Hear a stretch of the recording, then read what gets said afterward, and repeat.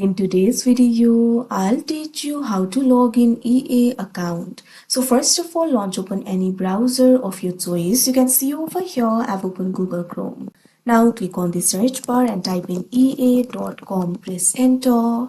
After you do that, you'll be led to the official website of EA. You can see over here, initially you'll be led to this kind of interface. So if you want to log into your account, click on the profile icon that you can see right over here on your screen.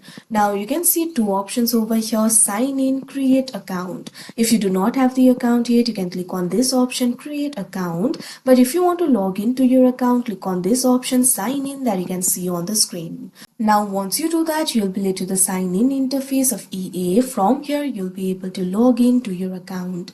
You can sign in with Google, Facebook, Apple, etc. Or you can also use your phone or email. So simply click on the field of phone or email. Now provide your phone number or email address over here.